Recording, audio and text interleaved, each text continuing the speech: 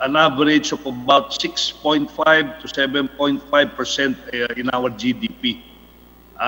Ano po bang mga considerations natin dito samantalang marami po tayong mga negosyo na medyo apektado na ngayon at ang recovery period niyan ay hindi naman nangyayari starting January? Mga sources of growth. Ano po ba ang batayan ng ganong projection?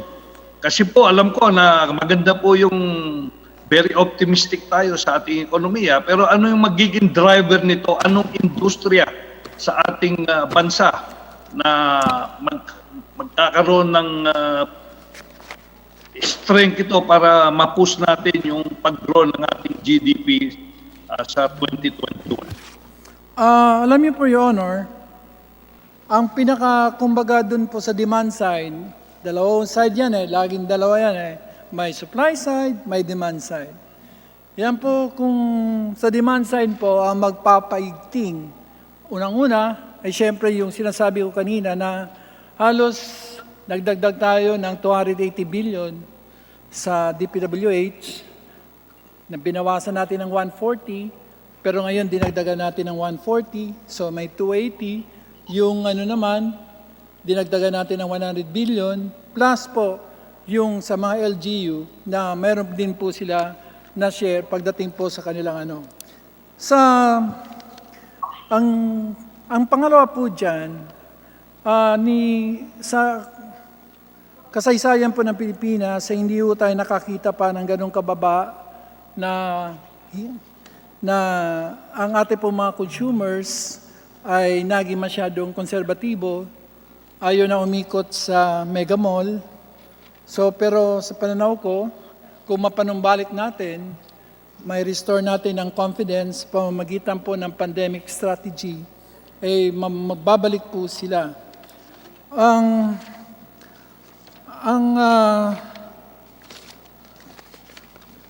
Hinahanap ko kasi po yung pagdating po sa mga industriya, ang tingin ko po na mangunguna syempre dyan,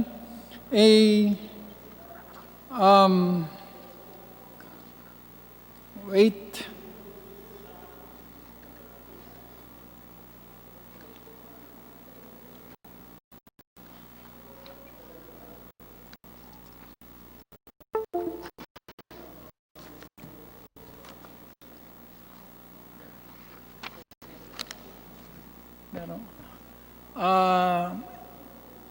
Siyempre, pagkain, healthcare, dahil masyado na tayong conscious, yung agri, yung digital.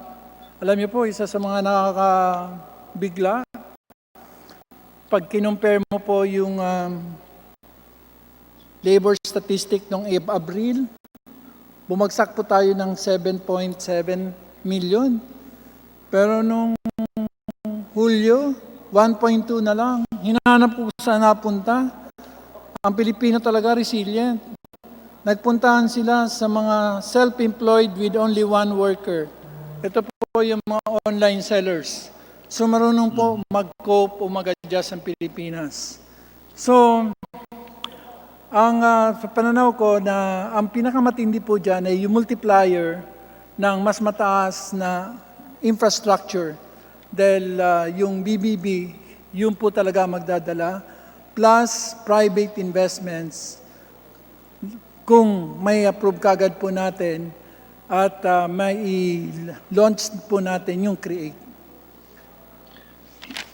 Mr. Speaker, Mr. Sponsor, what about tourism? Do we see that this will be one of the drivers in 2021? Can I ask for a repeat?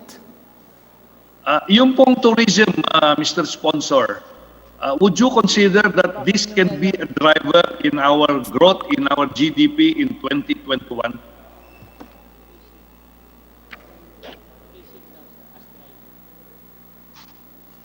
Driver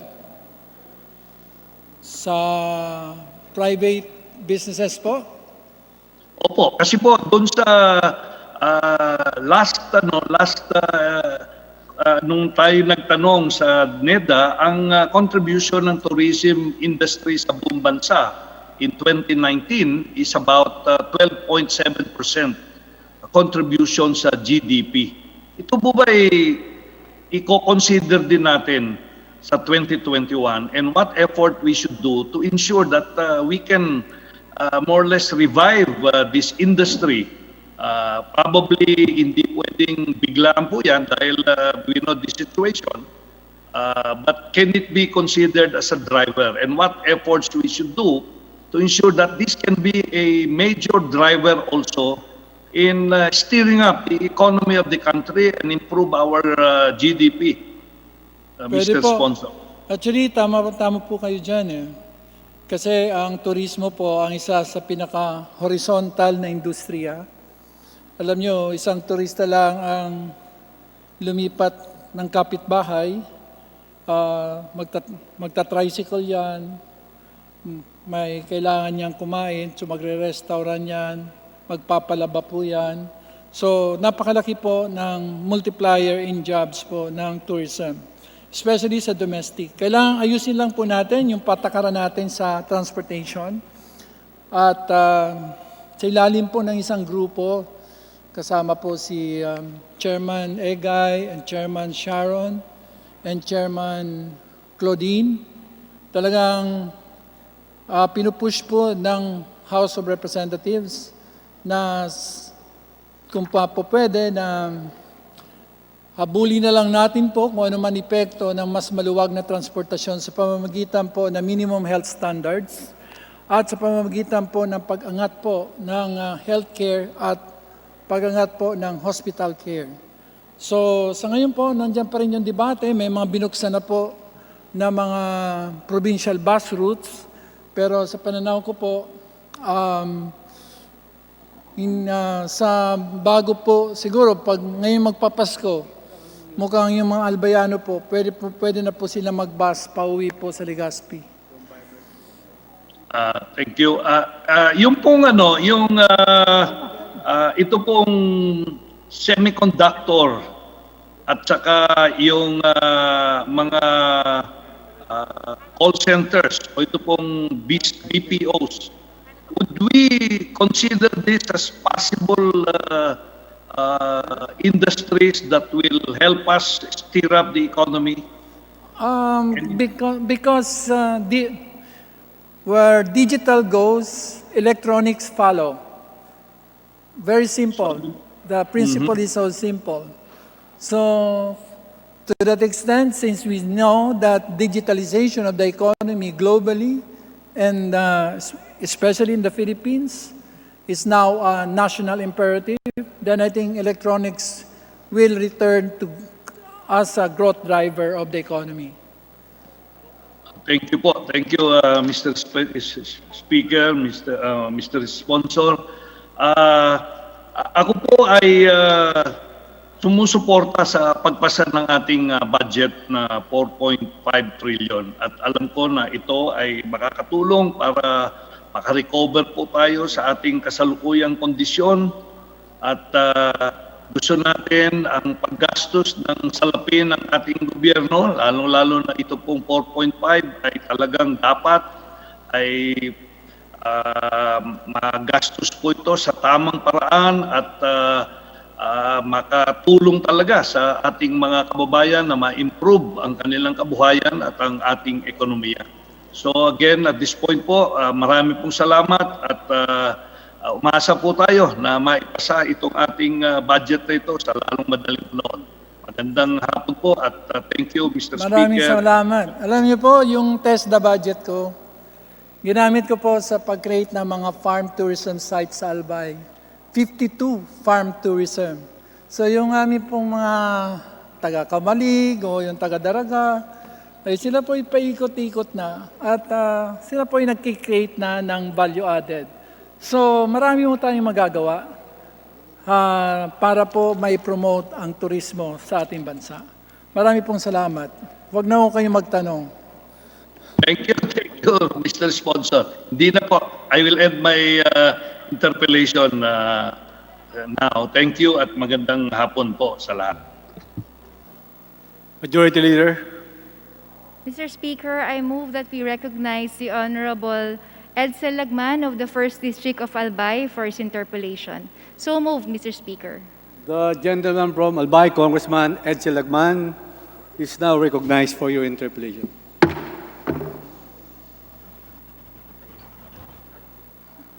Mr. Speaker, I Kababayan. can I proceed now?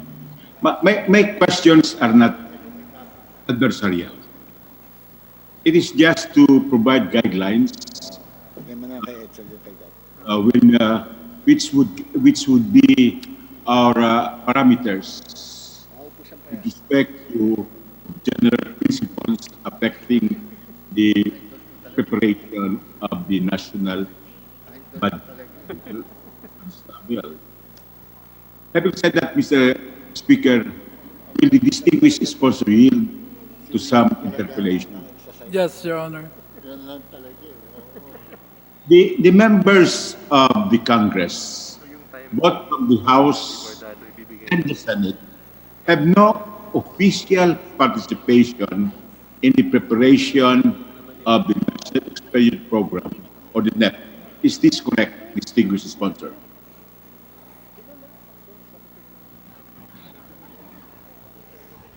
I think we have the power of the purse. No, it's not yet a question of the power of purse. My question is limited to whether members of the House and the Senate have any official participation in the preparation of the President's National Expenditure Program.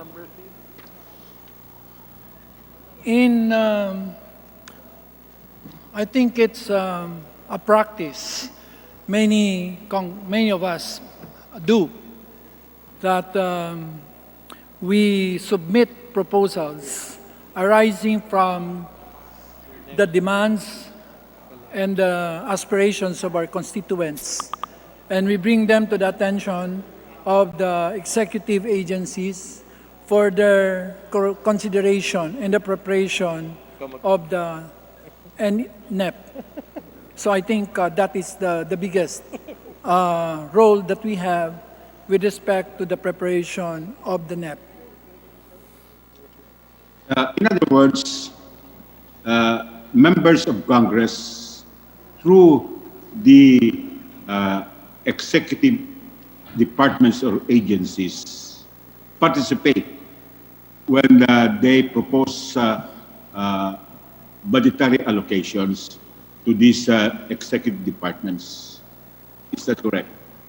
I think not in a formal way, but in our political economy, that many of us, like me, if Barangay Mauraro or Barangay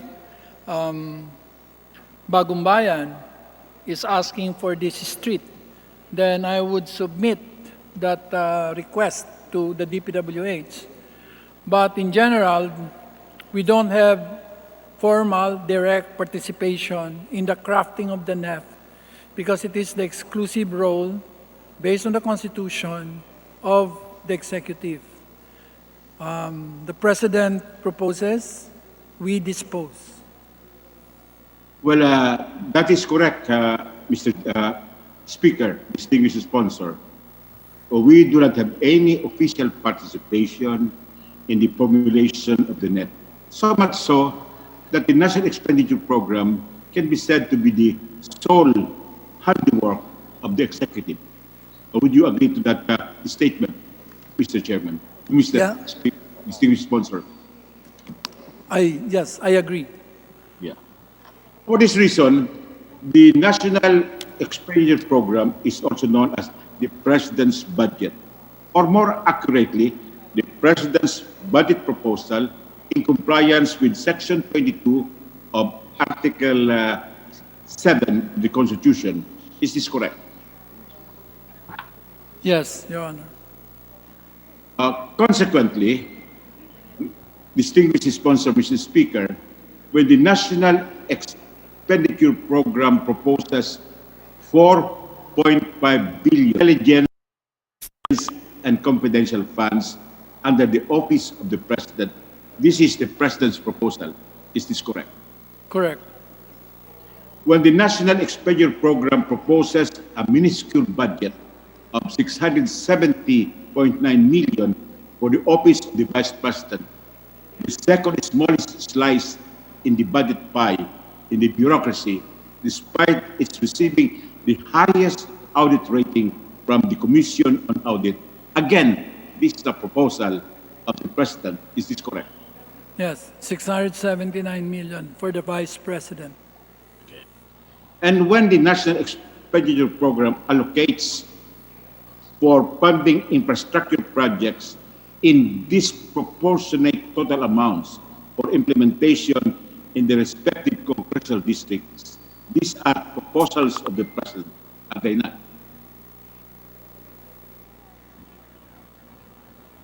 I'm really sorry. I did not get the question. When the National Expenditure Program allocates for funding infrastructure projects in differing total amounts for implementation in the respective congressional districts, these are proposals of the President, are they not?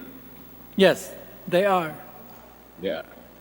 There are some quarters or sectors accusing congressmen of inserting pork barrel allocations in the National Expenditure Program. What is your take on this?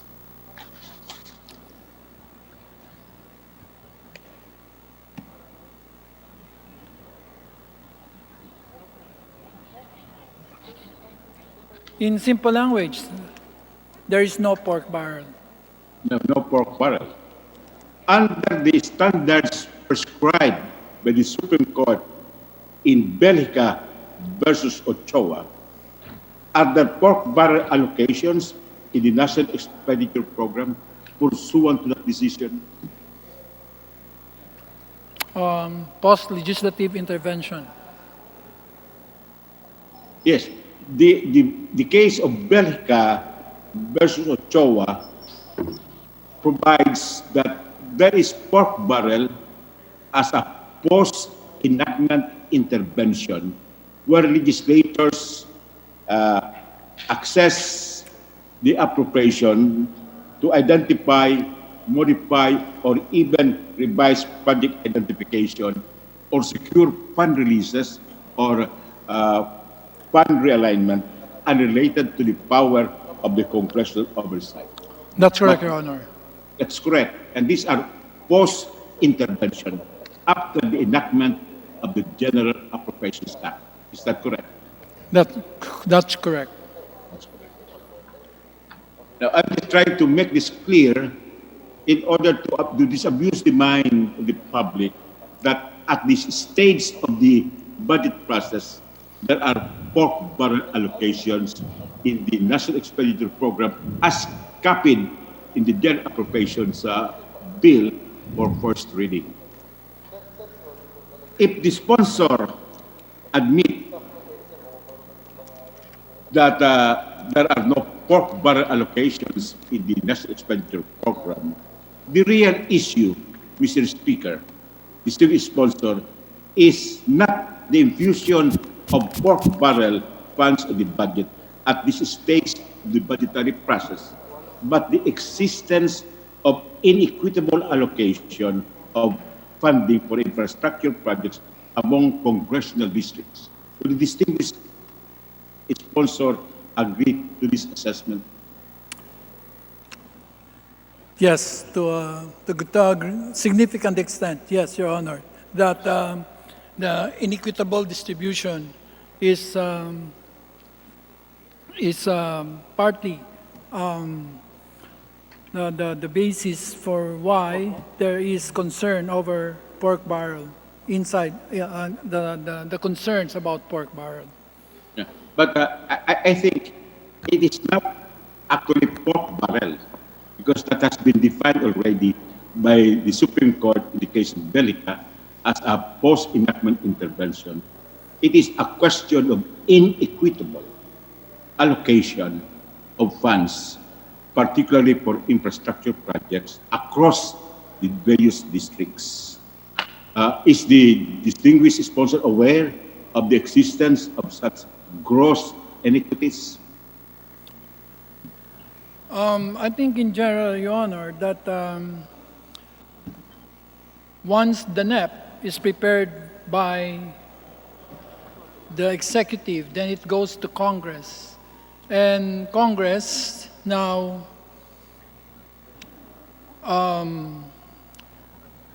makes, it's the duty of the representative to make the voices of their constituents heard so that there will be no inequitable distribution of national resources.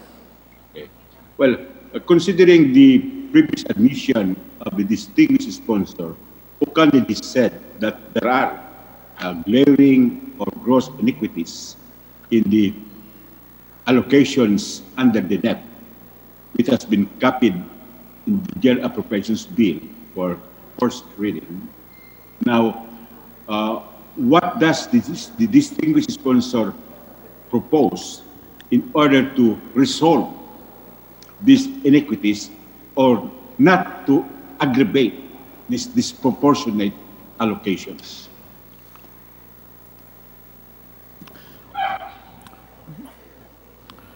Without going to the extent of federalism, Your Honor, wherein the funds are given directly to people closer to the constituents.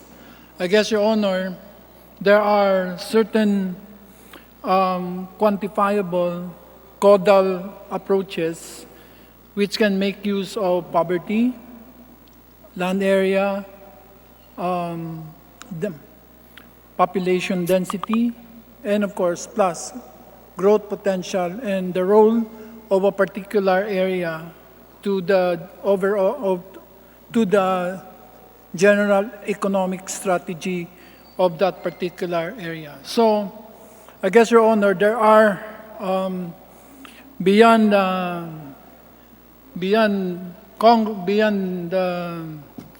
a scenario wherein each congressman would scramble and try to get the most for his district, then there is, I think, a reasonable and feasible way of ensuring that the needs of the constituents of a particular districts are met. I fully agree with the distinguished sponsor that in order to address these inequities, there must be equitable standards, verifiable standards, and viable standards in order to assess the needs of a particular district and the response to those needs in terms of budgetary allocations. And I think at this stage of the proceedings on second reading of the General Appropriations Bill, that is opportune for the leadership and membership of the House to establish and enforce those standards. Would the distinguished gentleman agree Yes, to such proposition? I truly agree, but Your Honor, there must be on the other side the countervailing forces that there is a feasibility study, there is implementation shovel readiness, and then of course it's consistency with the national priorities framework. So we must be able to, there must be a cohesion between the needs in order to make this priority, in order to make this determination of priorities, one must, kailangan banggain mo po yung mga pangangailangan po ng constituentes, yung mga totoong pangangailangan, at ito po ay ating pong ibangga sa kakayahan ng ahensya na ipatupad ito dahil masayang lang pera. Pangalawa, na ito po ay consistent po sa estratehiya na ipinapatupad po ng isang administrasyon. Of course, distinguished sponsor, Mr. Speaker, these criteria were not enforced, were not applied in the preparation of the National Expenditure Program. So much. Well, I would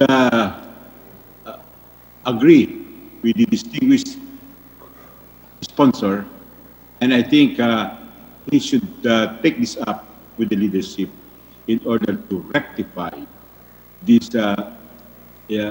disproportionate and inequitable distribution of funds to support infrastructure programs across the districts. Now,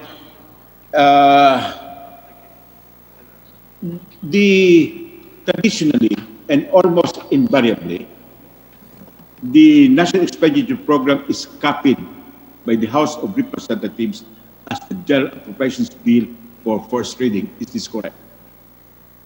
Yes, as a matter of practice, Yes. as being both chairman of Appropriation. Yes. And consequently, House Bill number 7727 or the General Appropriations Bill for 2021 is virtually a verbatim replica of the National Expenditure Program. Is this a correct statement? Based on the committee secretariat, wala daw silang pinalitan maski isang kama o apostrophe.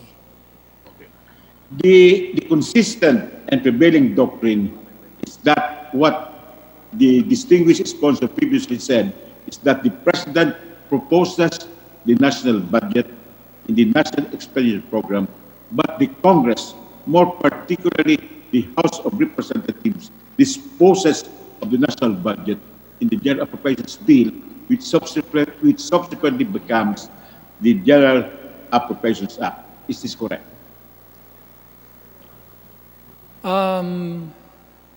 I was concerned. That's correct, Your Honor.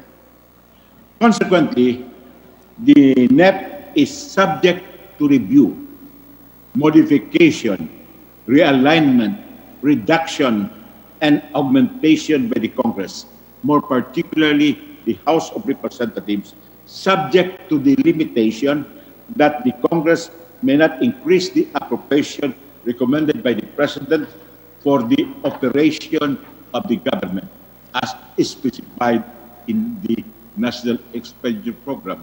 Is this correct? Correct. In other words, the National Expenditure Program as copied in the GAB for first reading is not cast in stone. It's not. It's not. In the process of enacting the General Appropriations Act, the House of Representatives is more dominant than the Senate. Is this correct?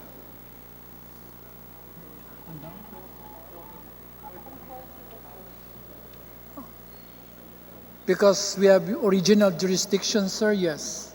Yes. Not only that, the Constitution under Section 24 of Article 6 provides that the appropriations bill shall originate exclusively in the House of Representatives, but the Senate may propose or concur with amendments. The role of the Senate then is to concur or propose amendments. Is that correct? That's correct. So, and this is the institutional supremacy of the House in the process of legislating the General Appropriations Act. Is this correct? That can be interpreted that way, Your Honor. I wouldn't want a debate, but certainly during the BICAM, both houses actually have co-equal powers over the final outcome of the national budget. That is the practice which may be contrary to the spirit and phraseology of the Constitution, which says the Senate may propose or concur with amendments. And I think we should be able to exercise in the BICAM that institutional supremacy of the House of Representatives.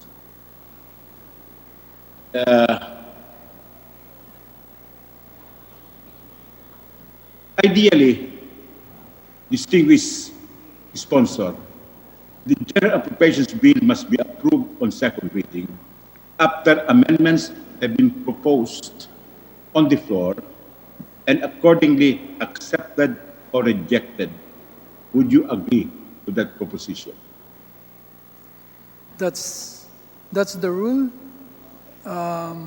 but that rule has been practiced in a way that for a more systematic and orderly fashion, the House has allowed or essentially permitted the organization of a small group that can accept amendments coming from 306 members to almost as many items that there are in this, ilang pages ba yan?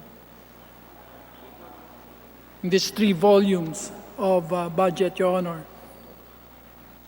And that's why I said I anchored my question with saying ideally it should be the case.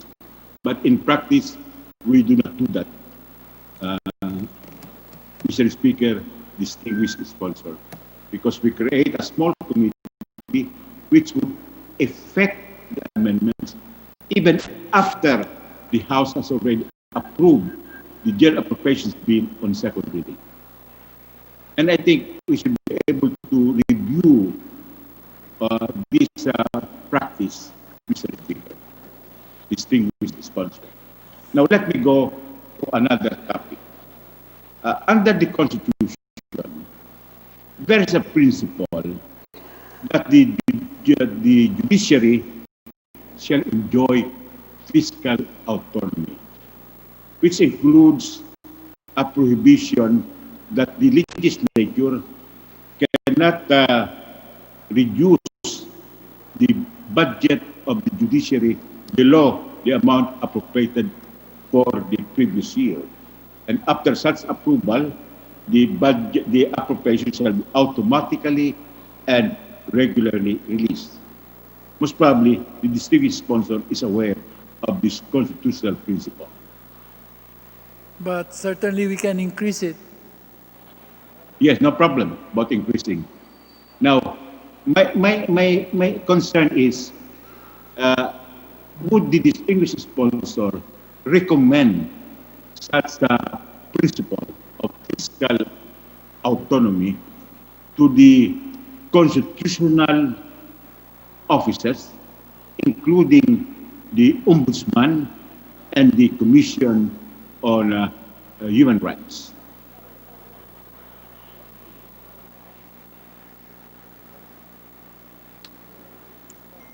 I guess it's an acceptable proposition, Your Honor, that beyond CFAG, I think other institutions that require independence should at least, per force, at least from the start, enjoy fiscal independence, Your Honor. And that should include what the Constitution has granted to the judiciary of no reduction of their budget lower than their current or last year's appropriation. I would fully support the distinguished sponsor in a crusade to have this policy in the crafting of the General Appropriations Act. For example, I noticed, Mr. Speaker, distinguished sponsor, that in the office of the Ombudsman, the personal services had been slashed and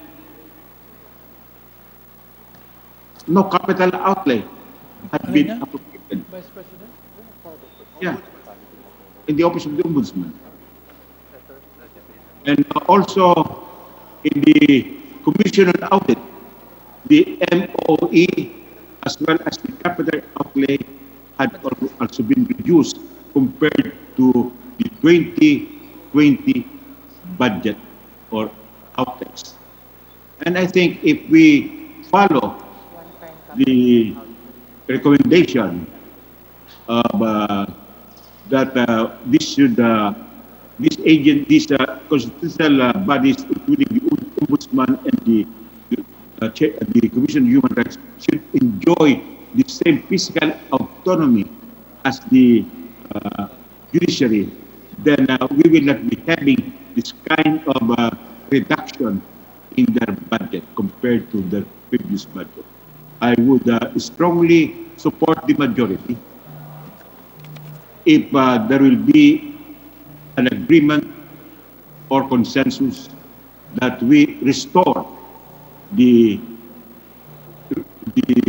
last appropriations of the various constitutional offices, including the Office of the Ombudsman and the Commission on Human Rights. At least to the 2020 level, Mr. Speaker. With respect to the so-called CFAG, or the Constitutionally Fiscal Autonomous Group, which includes Ombudsman, which includes COMELEC, I think, Honor, we might need a little review because some of them, for example, had actually accumulated too much cash, and therefore sometimes they probably do not need incremental budget. On the other hand, Your Honor, some of them may have asked for one-time expenditure, like an acquisition of GSIS this year by the Ombudsman. So, but in general, Your Honor, as a matter of principle, I think it is a good rule to say that the Constitutional Fiscal Autonomous Group, as a matter of rule, that their budget should not be undermined, or I think the word is undermined, Your Honor. Reduced. The word is reduced. Well, I would say, Your Honor, reduced is compared to their current or previous year's occupation. And that is the ambit of budgetary or fiscal autonomy granted to the judiciary, which should be extended to these other bodies, Mr. Chairman. And thank you for looking kindly into this proposition. Now, my last series of questions would be a follow-up to the questions previously asked. And may we know none response to COVID-19 pandemic over and above Bayanihan 1 and 2. Iba na yung tanong.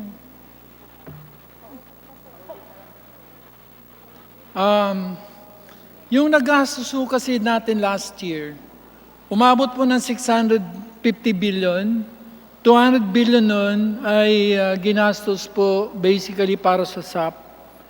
So, sa ngayon po, karamihan po ng mga kailangan natin para sa tatlong bagay, lalo na, unang-una, para po sa mga gamot o therapeutics, tayo po ay nakapag-ipon na napakarami po ang Pilipinas po isa sa pinaka-well-inventoried na therapeutics. Pangalawa, yung pagsagawa po ng mga kwarantina para po, at pangatlo, yung pag-expand po ng mga ospital. So, ang nandyan po ngayon na increase na pangontra po ay para sa HRH. Yung budget po ng health, ng DOH, in-increase po mula 101 to 137 billion. Pero yung 37 billion na yun ay lahat po para sa PS. Kasi I think we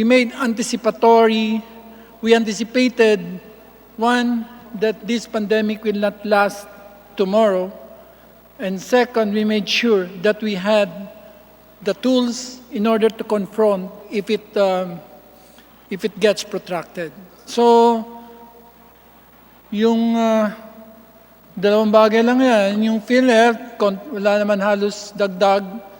Yung DOH, dinagdagan lang ng 37, pero para po sa mga HRH or Human Resource for Health.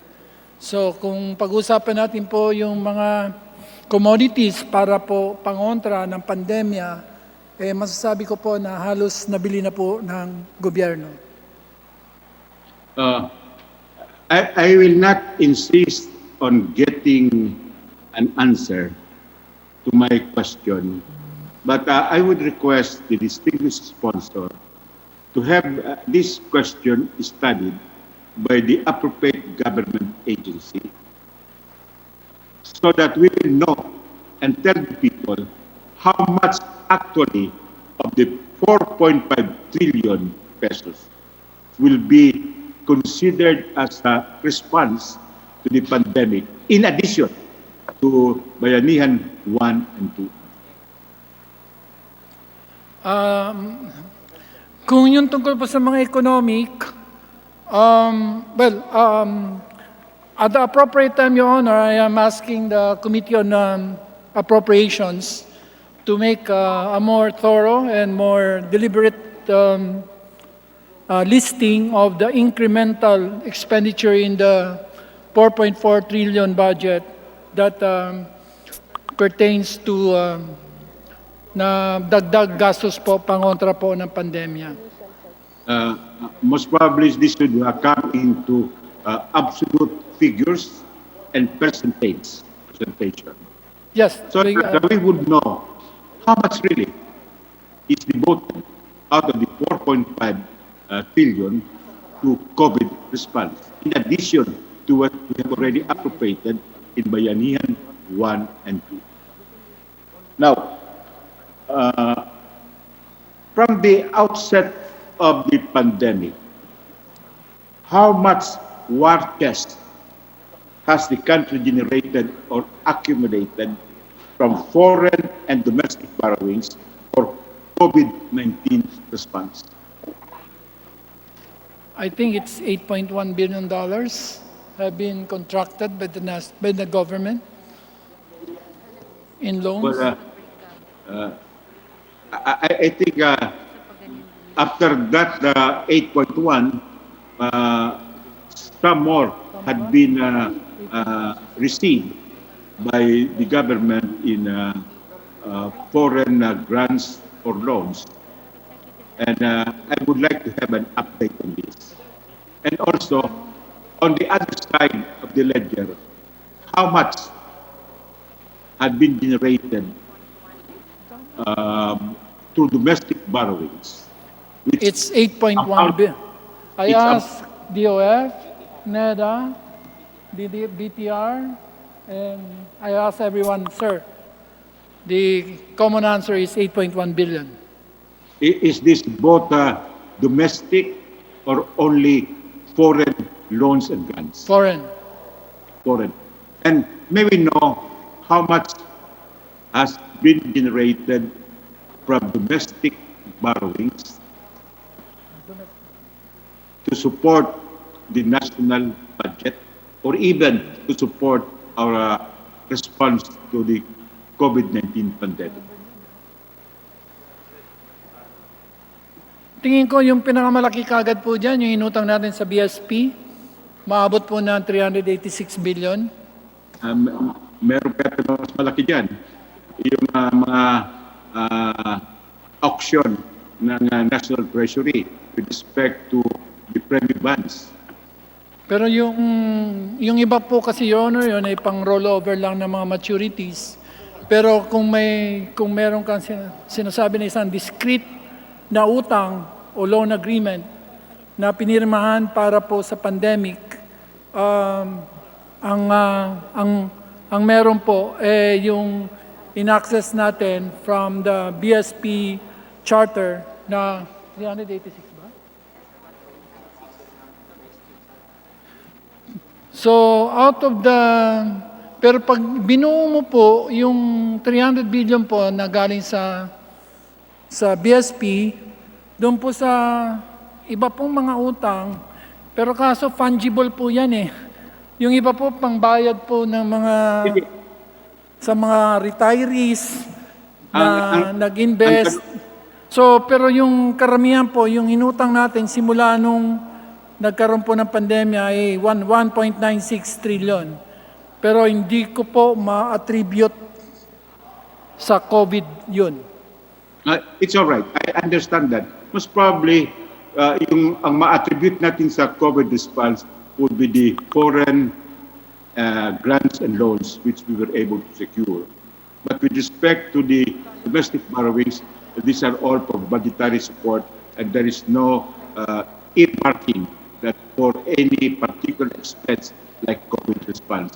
But just to see the totality of our domestic borrowings, we would like to know how much had been generated so that we will be able to find out what would be the extent of our additional domestic borrowings.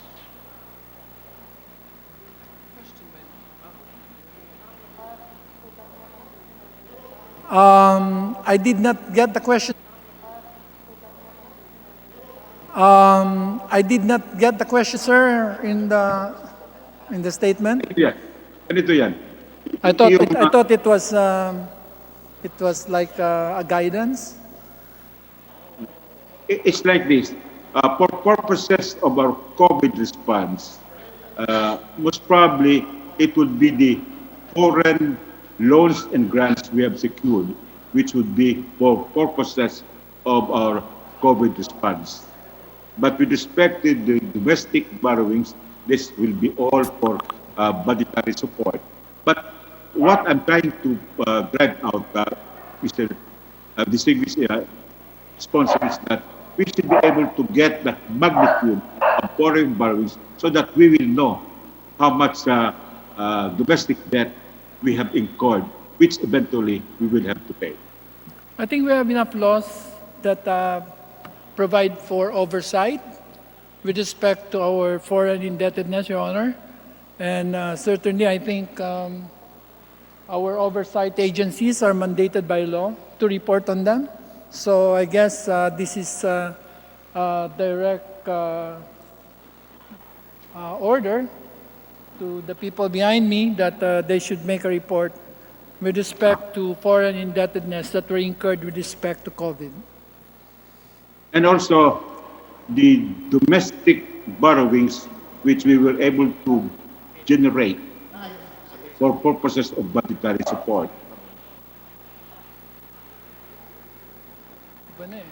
Yes, sir, Your Honor, I'm sorry. Was being shown a previous answer to you, so I said that. Could we include also in that directive a report on how much domestic borrowings we were able to generate for budgetary support, so that we will know the magnitude of the foreign borrowings added to our domestic debt, which we will have to pay eventually. I guess that can be done. That can easily be segregated between those that are paid for rollover maturities and for those that are incremental deficit that needs to be financed. Thank you, distinguished sponsor. Now, last issue is that the Bangko Sentral ng Pilipinas already granted us 300 billion for budgetary support. And under the Bayanihan 2, we have amended according to Governor Jokno, it could amount to a vicinity of more than 200 of almost 300 billion additional. And most probably we should input this as part of our sources of financing our COVID response, as well as the budgetary support for the 4.5 trillion appropriations we are trying to approve, Mr. Chairman. Mr. Distinguished Sponsor. So the question is, We expect another tranche of a loan from the Bangko Sentral ng Pilipinas pursuant to Bayanihan 2. Is that correct? yes, So that should be added to our war chest, either for the COVID response or for budgetary support, Mr. Chairman. Is that we correct? will max out the regulatory limits of 540 billion. So that's an incremental of 240 billion. Thank you, Mr. Speaker. Thank you, distinguished sponsor, for accommodating my question. Thank you.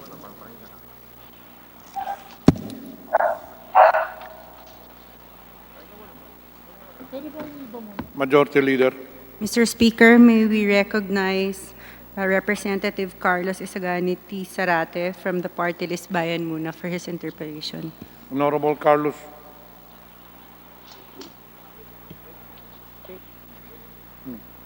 Session suspended.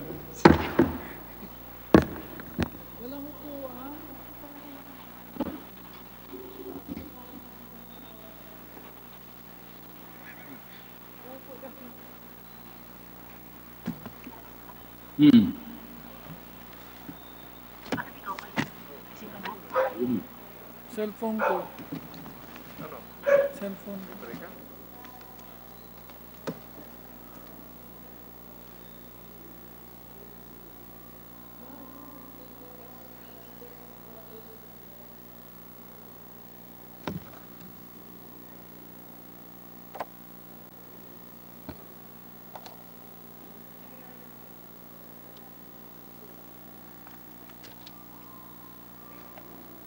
I studied my lesson pa.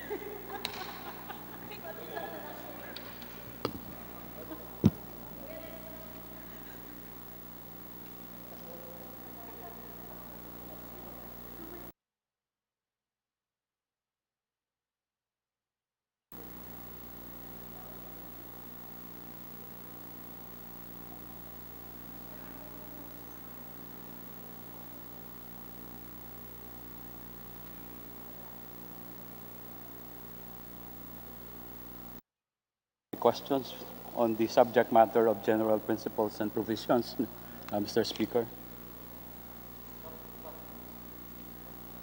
Siyempre. Salamat, Ginoong Sponsor, Mr. Speaker. Isa lang naman po ang subject matter ng aking interpellation dito sa general provisions. At ito po ay makikita sa Section 67 ng General Provisions and Principles, no, on savings. At isang mahalagang usapin po sa taunang pagtatalakay natin ng budget ay tinitingnan natin dapat kung meron nga bang savings na nagagawa ang pamahalaan. Dahil dito, kung merong savings, ayon sa ating konstitusyon, ay pwedeng gamitin ito para i-augment yung mga programs, activities, and projects ng mga constitutionally allowed offices to augment their budget. No? For example, the executive, the Senate President, the Speaker of the House, the Judiciary. No? Dahil hindi naman lahat na ahensya, ayon sa ating konstitusyon, ay pwedeng ang mag-augment sila ng kanilang budget na nanggagaling sa savings. No? So, Mr. Speaker, Ginoong Sponsor, I'll start with a look back doon sa nangyaring budget presentation ng DBCC 2 weeks ago. During the DBCC briefing, Budget Secretary Wendell Abisado said na lahat ng savings every year, nalalaman na naman ng lahat dahil nasa sources of funds for every annual budget. Ito po yung sinabi niya. Well, tama naman po si Secretary Abisado. No? He is correct in saying that.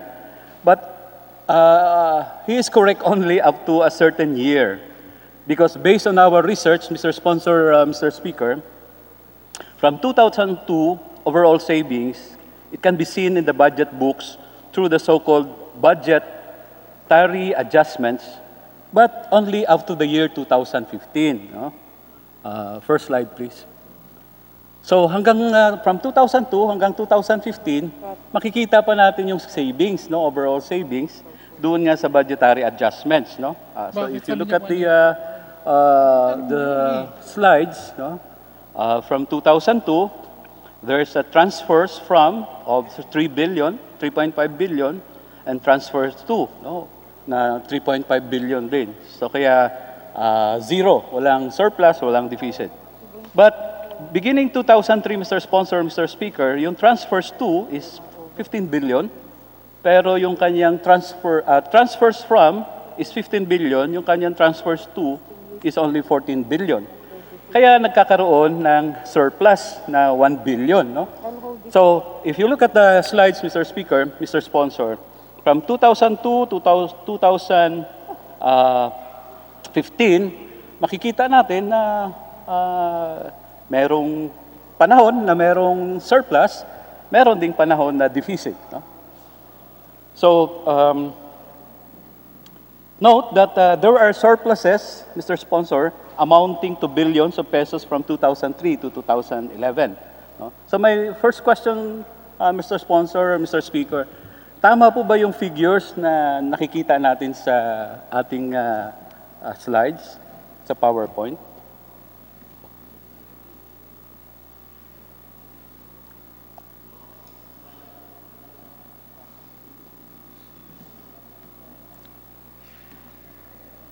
These figures, Mr. Sponsor, Mr. Speaker, were taken from the NEP, no, of different years, no, from 2002 to 2015. Ang daya-daya mo naman, 2015 pa yan, tsaka 2002. Pinakita lang po natin yung historical, no? Historical presentation of fact. Umulit tayo ng debate, pero bigyan mo ako ng oras na i-validate ito. Well, very well, Mr. Sponsor, but I assure you, Mr. Sponsor, Mr. Speaker, na yung mga figures na yan ay nanggaling sa ating NEP or National Expenditure Program, at alam ng DBM yan from 2002 up to 2015. No? Anyway, if I may proceed, Mr. Sponsor, Mr. Speaker. Also, during that DBCC presentation and responding to the same question, DBM Secretary Abisado said that there are no more declaration of overall savings due to the decision of the Supreme Court in the case of the Disbursement Acceleration Program. Tama po ba yun, Mr. Sponsor, Mr. Speaker? Kaya hindi na natin nakita beginning 2016 up to now, 2020,